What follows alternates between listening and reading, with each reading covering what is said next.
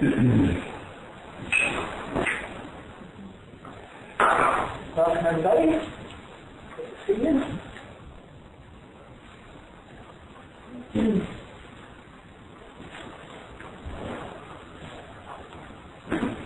So we're going to change the format of this a bit and read less, talk more, and share more, and inquire more, and stuff like that. I talked with Goldsmith on through, and I think what's going on is, in spite of the fact that we had a big thing 5 chapters ago about leaving our intellect out, the book is a fairly intellectual book, and it gets our intellect all cranked up, and we want to get lost in our heads. So we're only going to read one topic at a time, mostly, and then go into it in more depth. And if we don't get through the book ever, that's all right.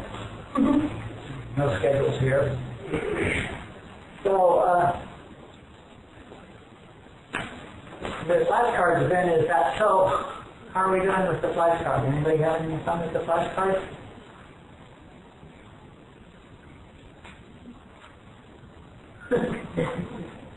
Joanne nailed it this morning.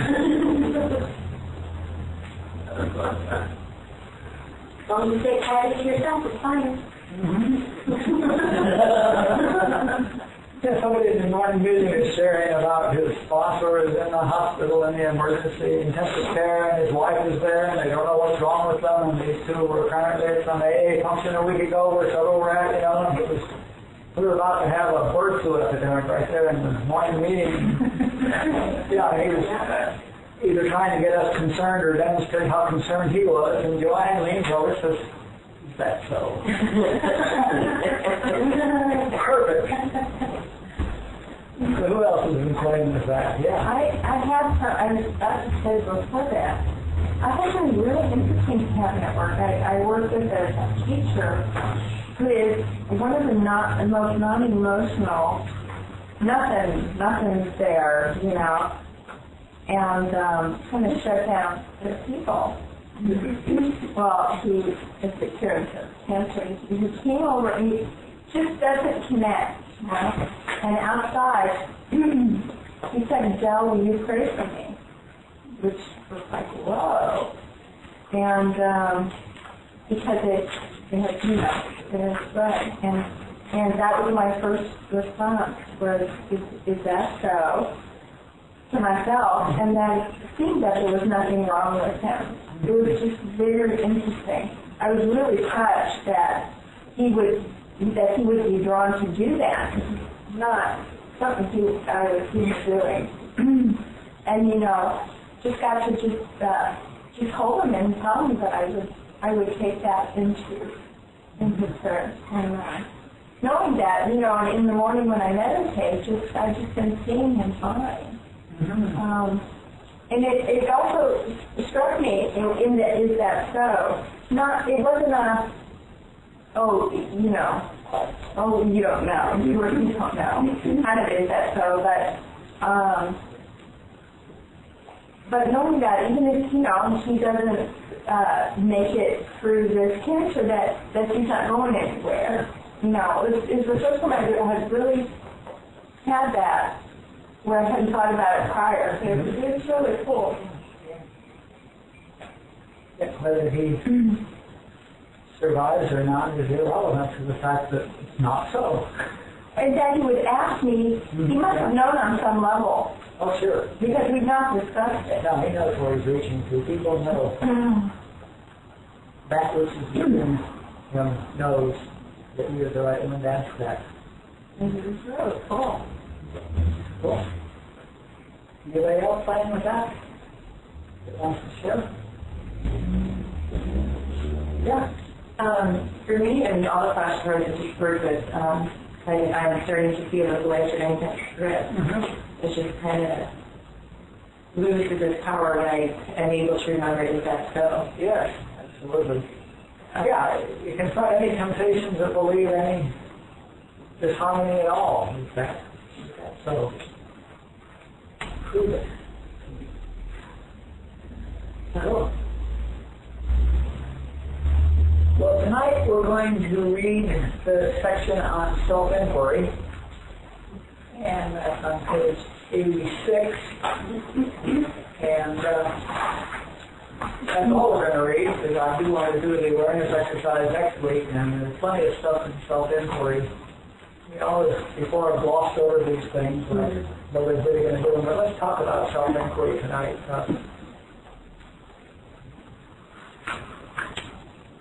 So we, again, you know, raise your hands or jump in after every paragraph.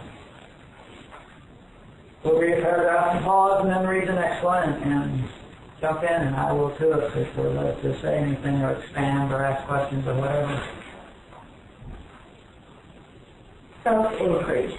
Another tool for getting into the silence to experience who we really are is called self-inquiry. Robert says self-inquiry is a direct path. For example, suppose we're trying to be silent, but we can't because our mind is chattering. We simply ask ourselves, who's thinking? Our mind will say, I am thinking. Then we ask, who is this I that's thinking? And listen. We don't answer the second question. We just listen. This question goes to the root of the problem. The problem is not that we're thinking rather than being silent. The problem is that we're identified with the one who is thinking. Our identification with our individual body-mind is the problem. Taking a step back and identifying with the spiritual beings that we really are is the solution. If you pass the book along, it's easier to read because it's got bigger print, because I know the lighting here is so low. Go ahead. So we ask, who is this I? Or alternatively, where did this I come from? And wait silently for the answer. After a while, or maybe almost immediately, the mind generates another thought or question, and we ask again, who's thinking? I am thinking. Well, who is this I is thinking? As we continue this process, the gap between thoughts will expand. So that's just the simplest form of self-inquiry. You can do that when you're trying to get quiet to meditate or wherever. Just whenever a thought comes up, ask yourself, who's thinking this thought, or to whom does this thought come? And see whether your mind says it's come to me, or, you know, usually your mind has a smart response like that, and go, who is this I, or who are you? And pause. And listen for an answer to that question. And if you don't get one, you're in the silence. And if you do get one, ask it about that one. No energy, no buddiness, no demanding, just quietly. Don't get your thoughts. And it's a very a practice that works that I have practiced and that works.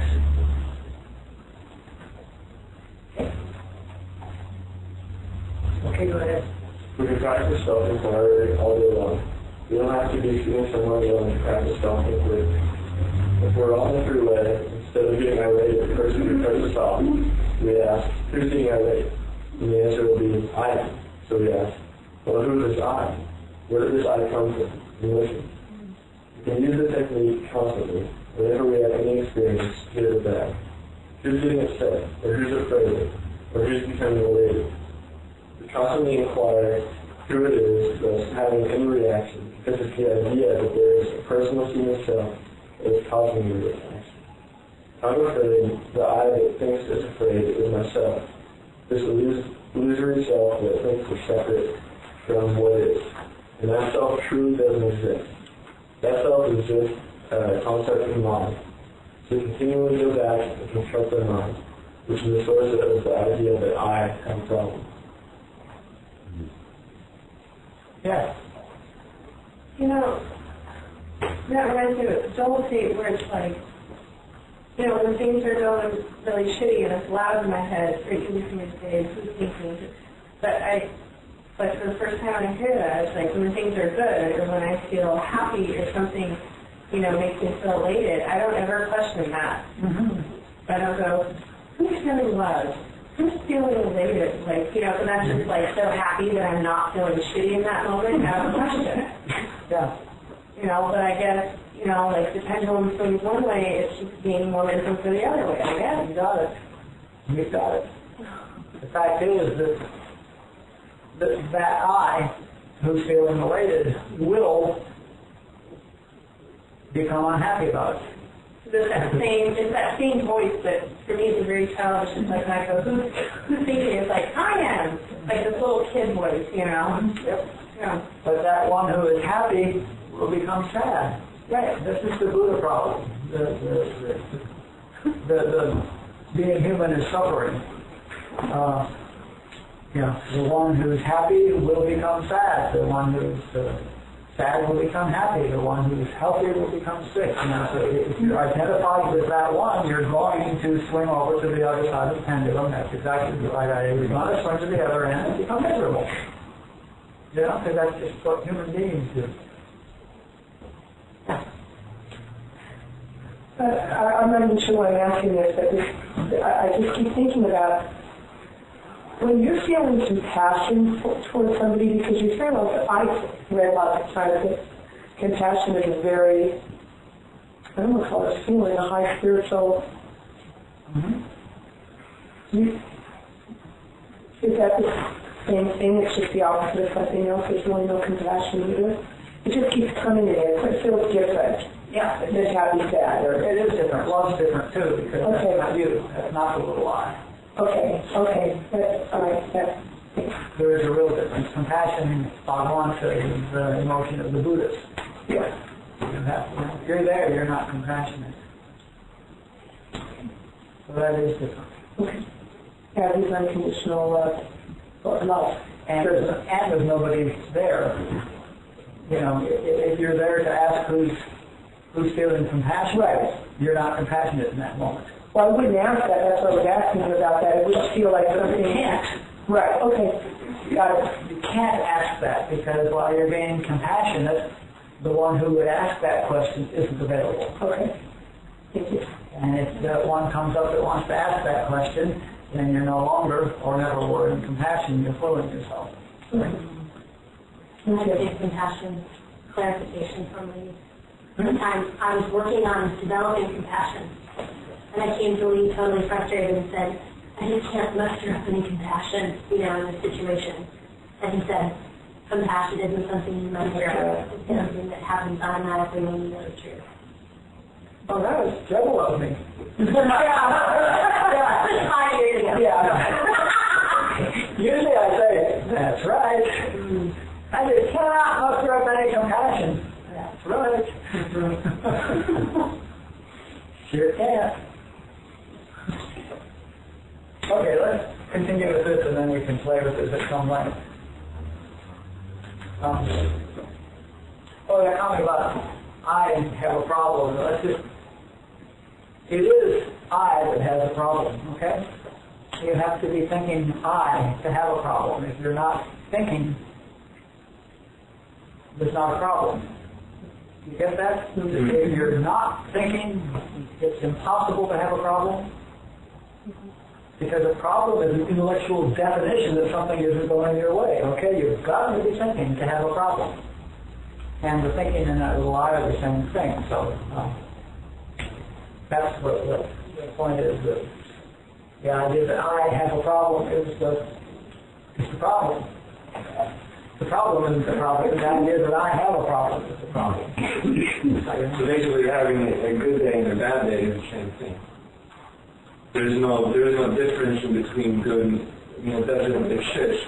Good and bad is just different side of the same coin. No. Or it's... That coin has no sides. Good and bad are arbitrary labels that you're applying in the moment because of your positionality in this moment. And what you're calling good or bad depends on you and your conditioning and your viewpoint at it and how much of it you perceive and all this very local, very limited self-perspective. Okay? The person standing next to you has an entirely different opinion about the same thing. Everything that's gone into making this thing up is there in this label good and bad. And then a minute later I may reverse myself too, by the way, and decide that was wrong, and I see it differently. So, so there is no good and bad in the experience except for the labeler. And if there's no labeler, then then all experiences would be the same. The stone and the gold ring or the stone and a lump of gold are identical. There's no difference between a pebble and a equal-sized piece of solid gold. There's absolutely no difference. But one of them makes us happy and joyous, and the other one says, I got a pebble in my shoe. If that pebble was a pebble of gold, then you'd like it, Right? Oh, good! Well, the skin on my foot because I was at this piece of gold in my shoe, and I'm going to be happy, Okay. After we ask, who is this I, or where does this I come from? Robert rose to abide in the I.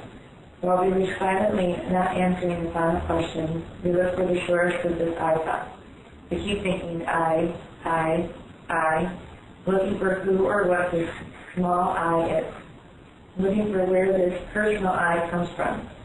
This practice results in the small I disappearing into the nothingness that it is, because it's just a thought in our mind that dissolves under scrutiny. There's no reality to it. It's just the I thought, the belief that there is a personal I. Now, I practiced that too, lots of times with Robert. And the question, where does this I come from? Following, looking for the I, trying to find the I. Where does this I come from? And you say I, and you have a sense of I. What I would do is I'd say I, and it would feel like that meant something, and I'd say I again, just quietly to myself, I. And every time I say it, there's less of, there's less sense of any I, the I just sort of dissolves, It was my experience, and it just sort of dissolves into nothing, because there never was anything there except the word itself. For a little I, this is all about the little I, personal sense. So I practiced that, and Robert would call it following the I, abiding in the I, staying in the I, trying to nail that I down, trying to see it. The quickest way to shut up your mind is to ask it, who's sharing, please?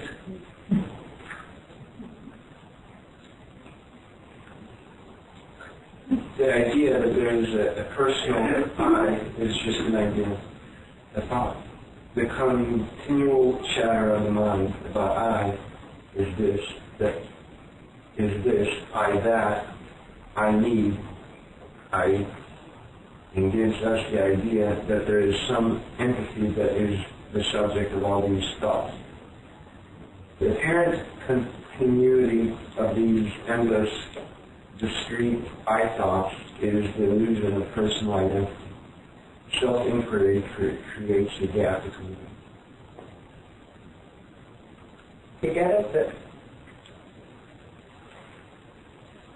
I have all these thoughts that have I in them. Okay, I this and I that, and I want this, and I don't like the way, and I this, and I need that. And over and over, my mind has thoughts that involve the personal pronoun.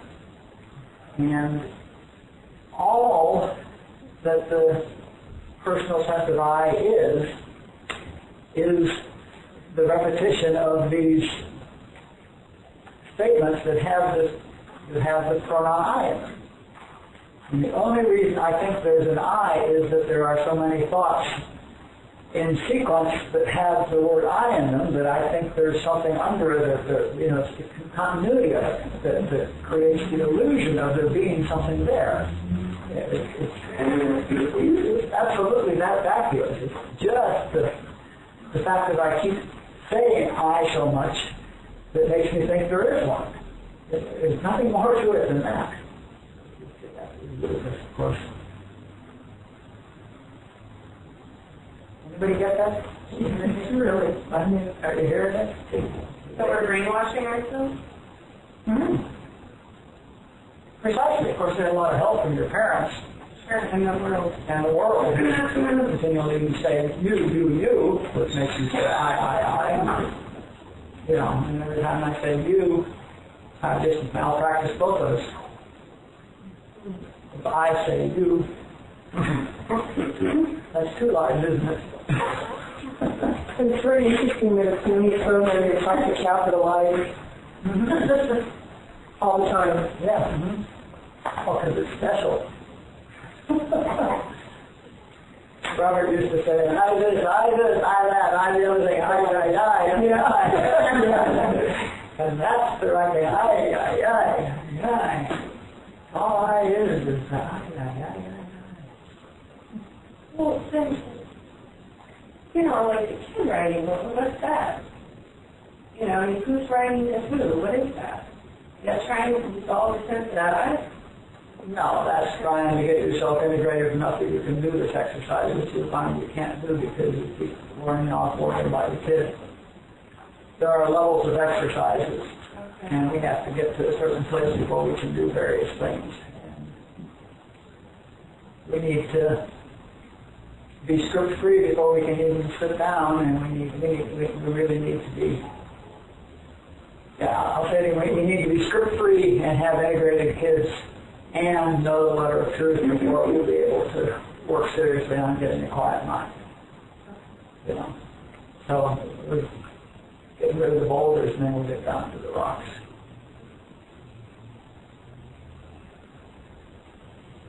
Is it still possible to do self-inquiry without that level of scriptness? Find out.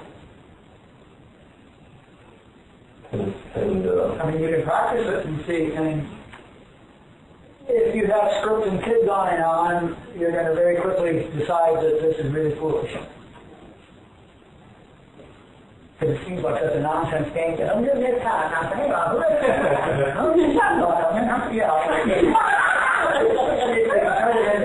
You can turn it into a nonsense game really quickly. If you have kids on or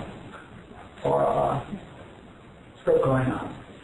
So people who are not relatively quiet will not find this will find this impossible. Also, there are very different temperaments. You know, there's three fundamental different kinds of yoga that they put together over in India, thousands of years ago.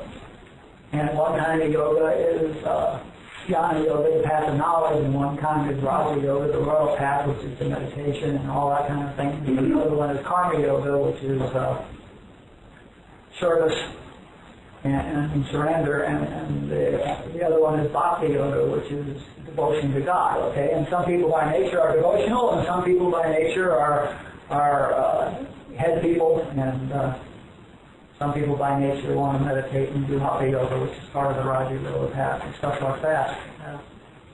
And self-inquiry is very definitely a Jnana Yoga path, so it's for the ones who are in their heads anyway. It's easier to do it. So it may not be the path for you. In this case, we'll read about self-inquiry, about the awareness exercise next week. No, the word yoga means path. So Jnana Yoga is the path of knowledge, and Bhakti Yoga is the path of devotion, and Karma Yoga is the path of karma, service. Bhakti Yoga is the royal path.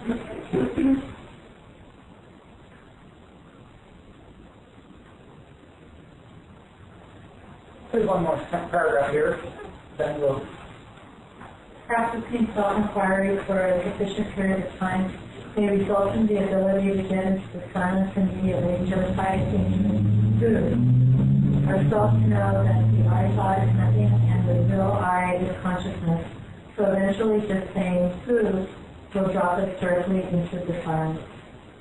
That's just my own personal experience. I took Robert literally, and I used to practice self-inquiry all the time when I was driving. I was driving, an hour each way 3 times a week to go do with Robert, and I would practice self-inquiry. What are you going to do? Driving through town, at 6 o'clock at night on Thursday, going up to Hollywood Hills, practice self-inquiry. And I practiced self-inquiry so long that I would just say to whom or just who, I mean, what happened is by practicing it, it dropped me into the silence. I would say, well, who is this I? And there'd be the silence, and the silence would get longer and longer and longer and longer with bigger gaps. And then I got that I didn't have to go through the three questions, to whom does it come? It comes to me, or who is this me? I didn't have to go through that whole ritual, the ritual got shorter and shorter, and eventually got to where I could just say, who is me in the silence?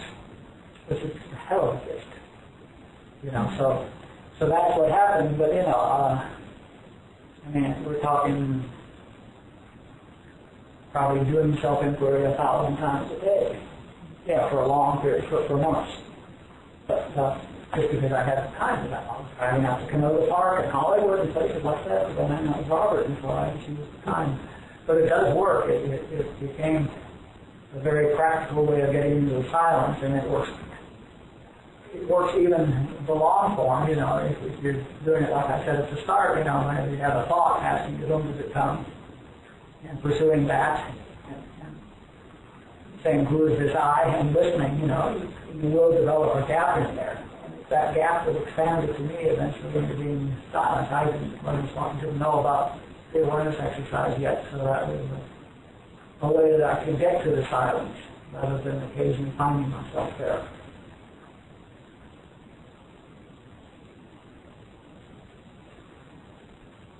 Okay? So now, let's talk about this little I that we're looking for. Who is this I?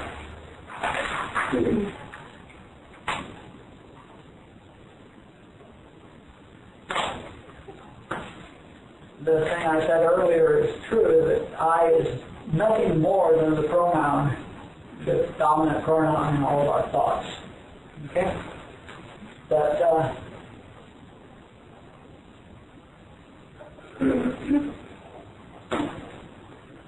I was reading some of Hawkins the other day, and he points out something really nice about,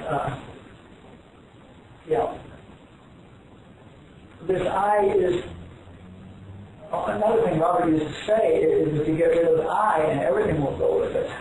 If you don't have the I, the universe will collapse, is what he said essentially. Everything is attached to the I, is what he said. And that's true in a very interesting way. But Hawkins was saying that being in the duality, believing the duality is real, sustains the I. Because one of the really fundamental driving beliefs in duality is cause and effect. I do this and this happens. And this happens, then this happens. We have this locked-in idea that this happens, and through some process it causes this to happen, and we're locked into this cause and effect.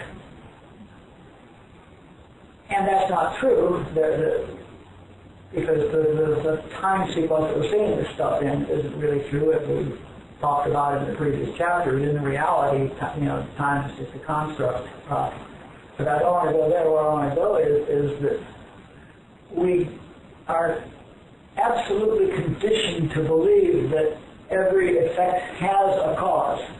Okay? And therefore, when we have a thought, we think there must be a thinker. Okay? And there's the idea, if something is done, we think there must be a doer. Because there has to be the cause to this effect. We're just completely conditioned into the cause and effect, which is nonsense. But the result of this is that everything that is done by this mechanism,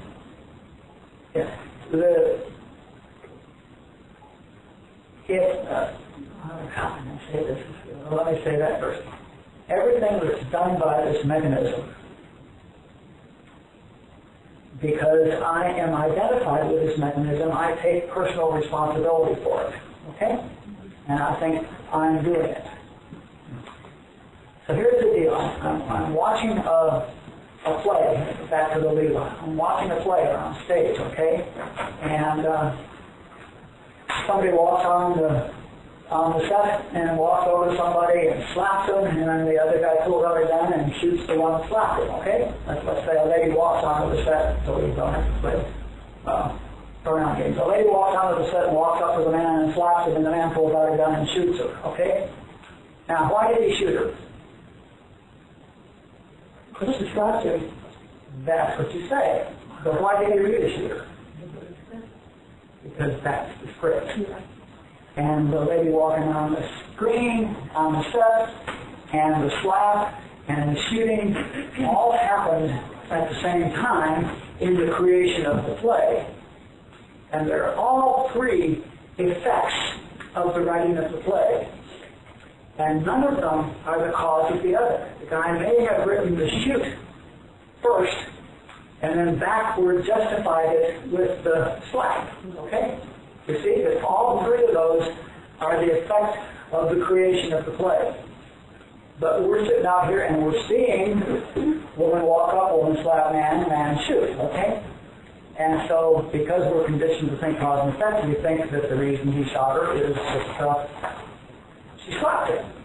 But in real life, now not in the play, if right now somebody was to slap somebody and that person was to punch him back, the punching him back wouldn't be true. What it would be is somebody in this room slapped somebody and somebody in this room punched somebody. And the one who got slapped happens to be the one who punched. But the whole thing is a function of creation. And the puncher and the punchee and the slapper and the slappee are all effects, and the slap itself is an effect. And there's no cause and effect in it. That's our illusion, because I have a particular position and a particular time sense that I'm viewing it through, and so I generate the illusion of cause and effect just like I do when I'm watching a play. Okay? It's all effect. Now, if it's all effect, how can I take responsibility for what I'm doing? What I do is just the effect of, remember the Leelaa? Remember God writing the play? What I do is just the role. God has written the play, and God has created this actor, and the actor is doing what it was created to do. So I walk over to you, Diane, and slap you. It's God's fault. How does the devil make me do it? God made me do it. I mean, the fact is that whatever, the fact that I'm talking right now, I'm not talking. From when it all began, every one of these words was there. And there's no talker, and there's no listener, and nobody's teaching anybody, and nobody's pursuing this. There's no pronouns here. There's nothing here but effects of the creation. So there's no cause and effect. And nonetheless, I take responsibility for my every thought and my every action, and I expect to be rewarded for my successes and punished for my failures, and I. You hear it? This I is just built into me because of my conditioning to cause and effect leads me to my proximity to the place where this is happening, and the fact that I appear to be looking out through these eyes results in my taking possession of all these thoughts and acts and behaviors and reactions and all that nonsense. This is huge. I just thought Ruby's head like exploding. I mean, this is huge. This is like, that's really profound. This is the problem. This is huge. It's the only problem there is. Yeah. So what's the benefit of knowing that? Does that help? Perhaps it will encourage you to do self-inquiry, which will help you discover the non-existence of that I that has been claiming responsibility for all this. The benefit of all this is if you can ever get rid of that I, you'll be in the silence and you'll be in endless bliss. So there's a real benefit, okay? And knowing this may allow you to pursue it more radically. Hawkins uses the term pursuing radical humility. And I just love that term, radical humility. You get it? I mean, radical humility means not just getting eye right size, but I'm really getting eye right size. Poof. And the way you do that is by intentionally not claiming anything you do. And by intentionally not claiming any of your thoughts. And by intentionally not acknowledging that there is a you that should be praised for whatever happens through this mechanism, or that there is a you that should be shamed for whatever happens through this mechanism. Okay? But divesting yourself of the pronoun I with respect to what this body-mind entity appears to be doing. That's radical humility. Yes? Let's say that 10 stupid things, thoughtless stupid things, and one contains each thing. Is there anything humanly I can do to reverse that? Perhaps get to the point where I do one stupid thing and 10 loving, helpful things. Why would you? Just going to happen. Why would you want to? Well, okay. Who wants to? I. Who's labeling them stupid? Whose judgment is it that they're stupid? Whose judgment is it that they're constructive? Much better would be to get rid of that I that you're trying to reverse the trend on through self-inquiry, let's say. You get rid of that I and let the effect that was written into the play since creation began. See, all those things were written into the play since creation began. You are really taking personal responsibility for it. And that's exactly the positionality I'm talking about that we need to give up. Radical humility is that I didn't do 10 stupid things and I didn't do one good thing. The reality is 11 things happened today through this body-mind mechanism. Period. 11 things happened as they were ordained to happen through this body-mind mechanism. That's a closer statement to truth. Yeah.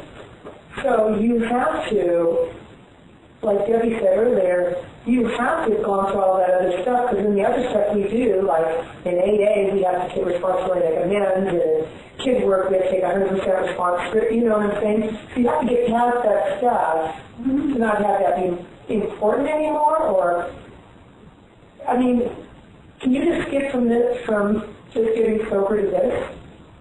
Well, I know, but you have one in his weather billion. But I mean, but you always say this is a free call. The reason there is script and kid work is because Barbara's students, including herself, who had been studying truth and having high experiences for 25 years, were still throwing tantrums. Okay? And periodically, they were still reacting to their primary needle.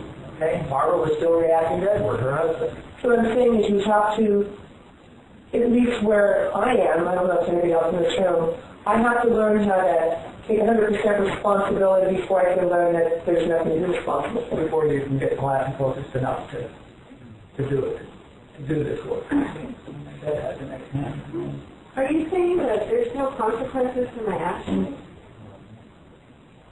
I'm saying there is no my actions. So what I perceive as consequences to my reactions. For your actions, we're here from day one. Right, there are no consequences to any action. One of the things that stuck with me is because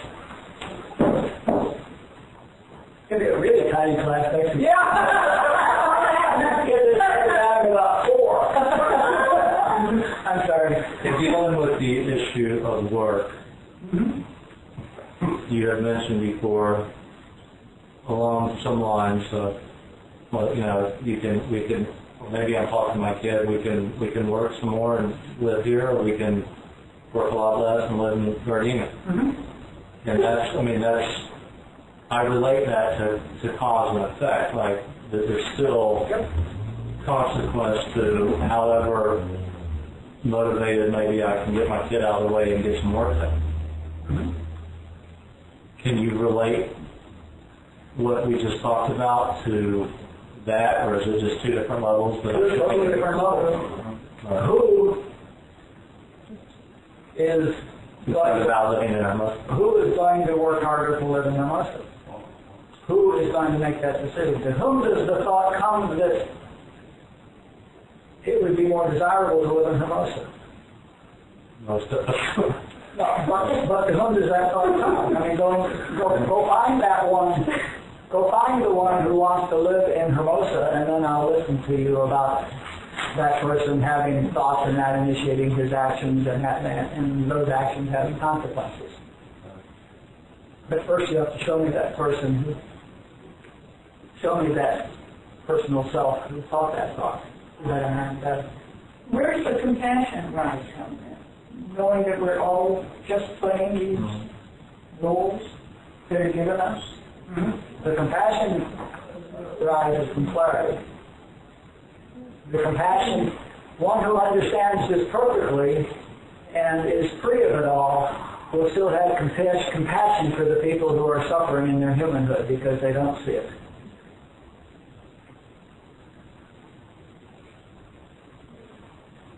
Jesus, I'm sure, saw this absolutely clearly, and Jesus had, great compassion. Robert was very compassionate. And Robert said one day, people were talking about predetermination and such like, and Robert raised his hand and said, that was decreed before I took this body. It was not that Robert had the thought that he would raise his hand to show us that. That was one of the effects of creation. It was decreed as part of creation. There's only one here. There are not all these separate entities. There are not all these separate forces. There are not all these separate objects working together and are against each other and causing this and starting that, To have something cause something, there has to be two, and there aren't. It's all God. There aren't two. So, they're one cause and effect right there. You can't have non-dual and cause and effect. If you believe that all there is consciousness, which is the premise of the book that we're studying here, and I don't expect you to believe it, but to be if you want to be consistent with all there is consciousness, and what this book has attempted to be is consistent all the way through, then you must give up cause and effect. Except one cause. The effect of our consciousness. The consciousness. Right. Not our consciousness. The consciousness. I'm just pulling you on the plural pronoun. But since we're talking here, the consciousness, which is our consciousness. So belief in cause and effect is that it does the sense of separation from the I that I am. I won't say which kind of source, but it certainly is separating it, and it certainly is sustaining the sense of separation, and it's the only thing that makes the idea of a personal I possible. And it can't be if all there is consciousness. It can't be.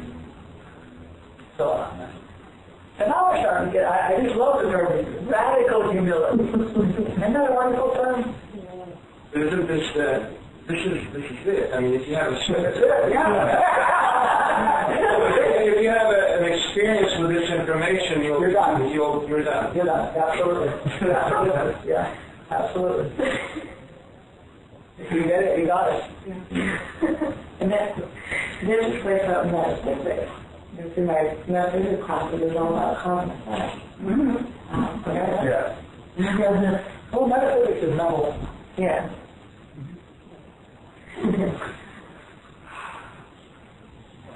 I was thinking, down with alcohol equals sleeping with strangers. And then I step up. I realized that. Then I just realized there's no You got to go one step at a time. Saying no relationship. And then having cause effect, and then Actually, you're sleeping with strangers, and then the next step up is you realize you're sleeping with yourself. You need to relax. Which is true. Since there's only one self, you're sleeping with yourself.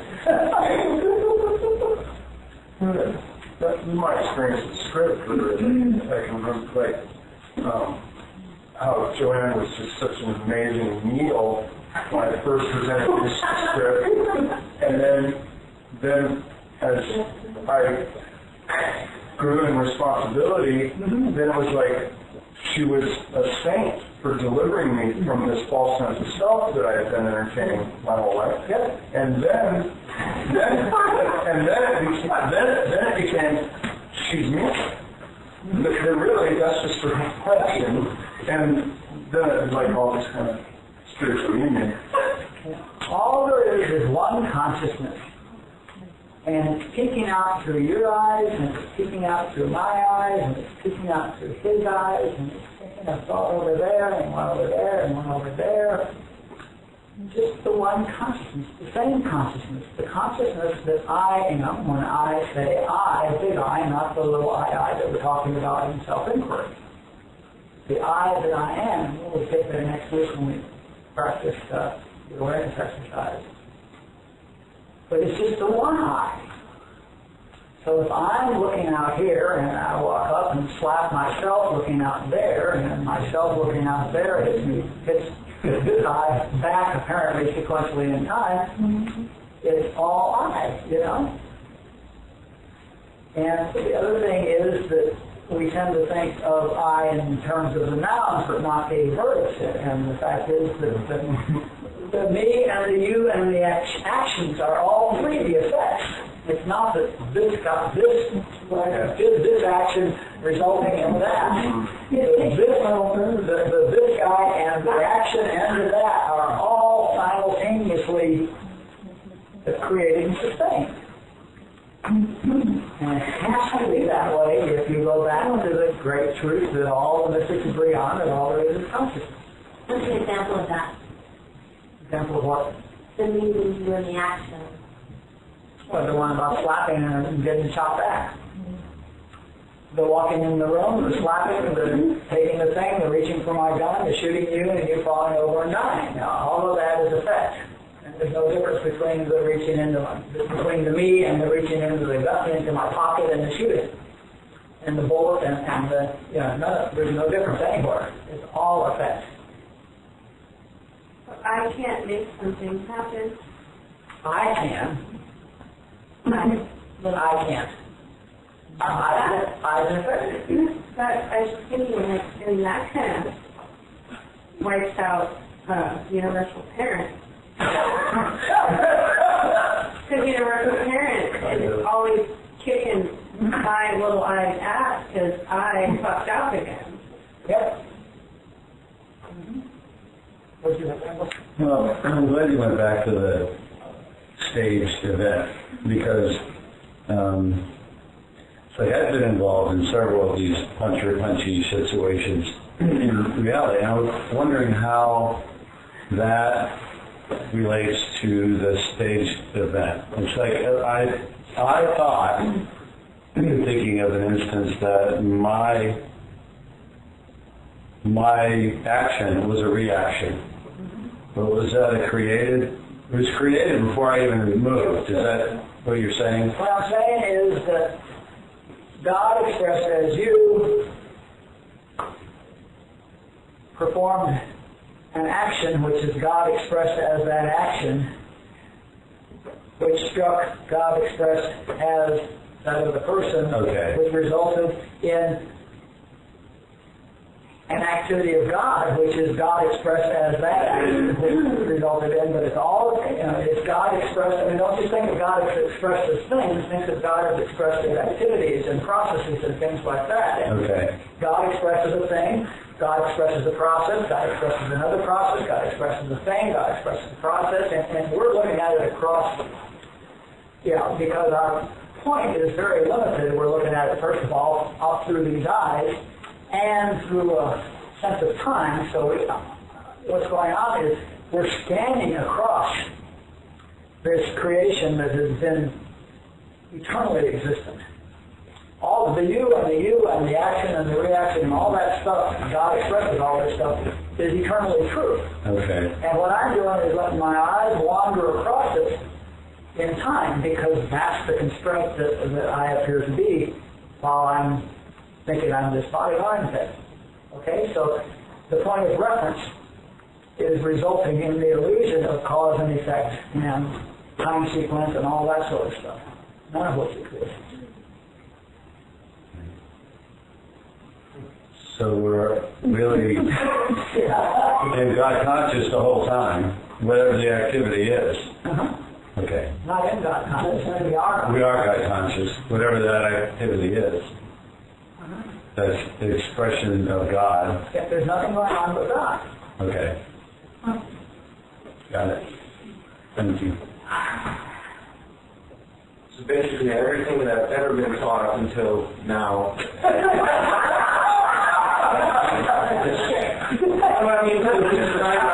I will tell you, Patrick, this is either the highest class you've ever been taught or the greatest pile of bullshit you've ever heard. Yeah, I mean, I have no idea where this came from. This is a very high class, you know. You're not going to hear a higher truth than this, you know. Apparently, when creation was created, it was decided that this should be said tonight. So it takes kind of motivation and discipline. It's non-existent, it's all part of the script. It will appear as different periods of discipline or motivation or whatever to some part. Discipline implies an entity that's making decisions about being disciplined.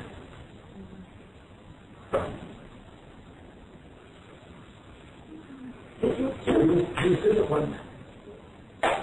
Yes. So, in Abraham work, they basically say that everyone's the cause of their own thing. So nobody, you know, the molester and the victim of the molestation and the murderer and the victim of the blah, blah, blah. It's like there is no person that's causing anybody else's anything. Every individual person is their own cause, is the way they explain it. Sure. Which lines up for me, but again, you have to be really careful about who you say that to. Yeah. And that's at one level. That's still assuming there's somebody who can be a cause. And that's not true either. It's what this class is saying is that that's not true either. But it's all God's plan. It's all So that's the level up from there. Yeah. Because there's very few people that are and hear that. Yeah. Below that is the I'm real surprised we're saying this tonight. Yeah. I'm real surprised at how quick this class went to where it went, but it did. Yes. So what is death? What is what? What is like death when all of a sudden, I don't want to say this, when the Florida garden wasn't there anymore, I'm just picking you because you're sitting over there. I'm not saying this. Okay. but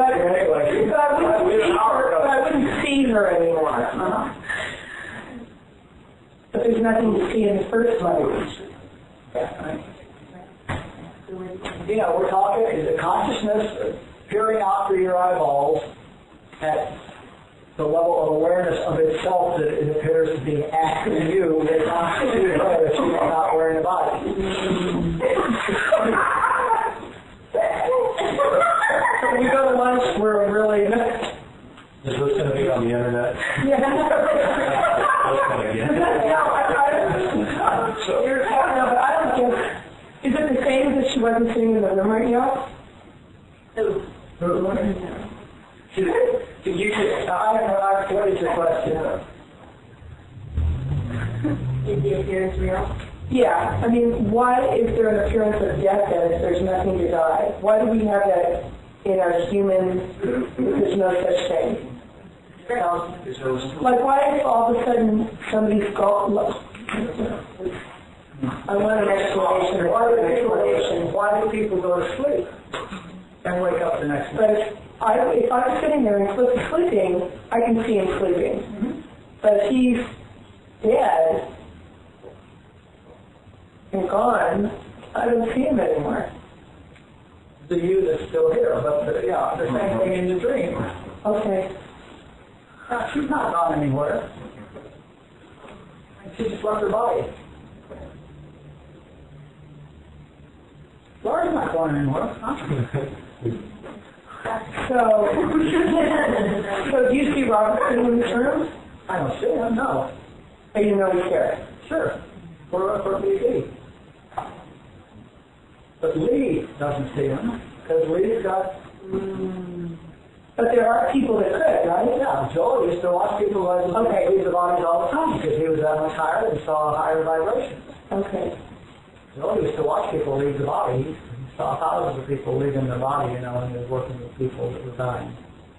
Well, I know David Hawkins talks about leaving in 5 years. I was just being able to and choosing not to. Yeah. Okay. It's just that's a very, that's a concept that's You huge. can learn to do that. You can learn to leave your body right now and come back to it. How? Okay. Go to India and find a yogi who can teach you that. There's a lot of people that can teach you to leave your body and travel. And So it's just another concept. That's just another concept. sure, got it. It's like changing cars. Pull in a used car lot and leave your car there, buy a new one and drive by. You pull in a used body lot and leave your body, put a new one and come back in,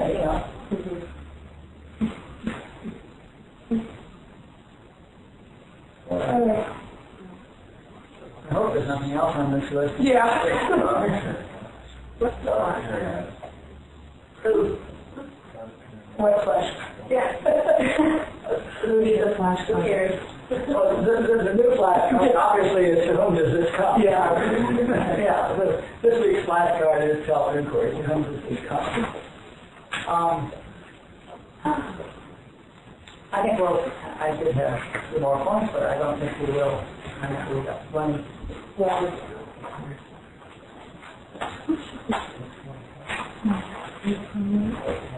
Any more about this?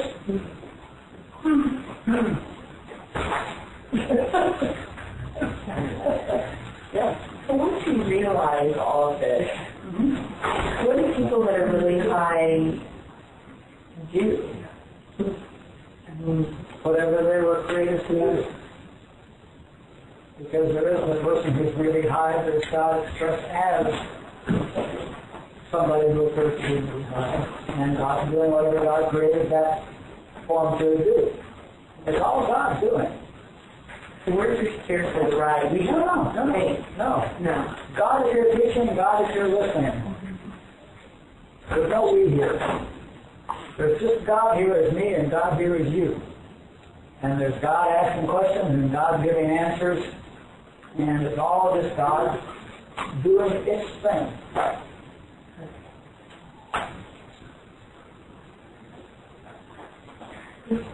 This will be an important point to remember when we get to supply. They're going to ask you if God is just here doing its thing, how is it not going to provide itself what it needs to do its thing? This is the best supply. But watch yourself this week, and the reason for self-inquiry is look for opportunities to use it. Watch yourself this week and find out how conditioned you are to phrasing every question and every thought and everything in terms of I. Well, if there is no me, what am I doing here? Okay? Absolutely reflexive things that the mind will say. Well, if there really isn't any me, what am I doing here? If there's no me, what's to keep me from killing my mother? If I don't decide, you hear and that's just the depth of the conditioning. God is doing whatever God expressed itself as us individuals to do.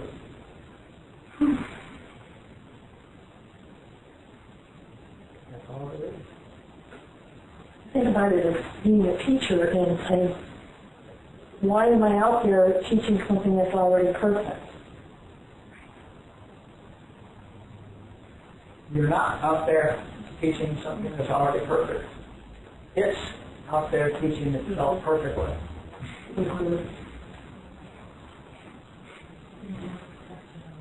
It has you. Why is God sitting here talking to itself tonight about this topic? Same question. The Leelaa. The game is about increasing levels of awareness of consciousness. Yeah, the game is about rising levels of we've said before several times, is about rising from animal consciousness to transcendental consciousness. That's the game, as we look at it across time. But, why is God talking to itself? What's that scale we talked about, 500 or 700 or 1,000, like Buddha, is it goes from the zero or does it start at 200? It starts at 1. Yeah, that's problem scale. Oh, okay. And don't try to figure it out. Yeah. You'll go crazy because it's logarithmic. Like the Richter scale. 101 is 10 times more powerful than 100. 102 is 10 times more powerful than 101. 100 times more powerful than 100. So think what it means to go from 1 to 1,000. 10 to the 1,000 power. Very big. Yeah, logarithmic, very big number. More than there are molecules in the universe.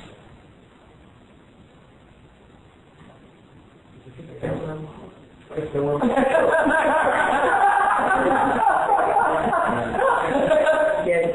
you get it.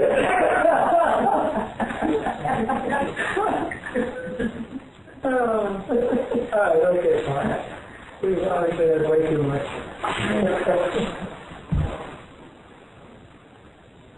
There's a potluck party here next Saturday from 2 o'clock to whenever.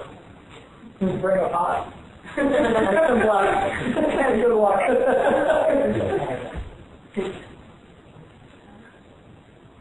If you don't come, ask yourself, who didn't come? Yeah.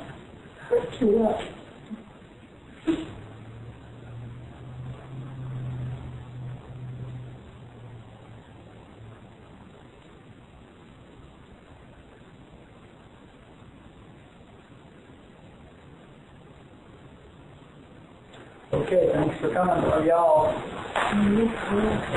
We'll see the really creative ones next week.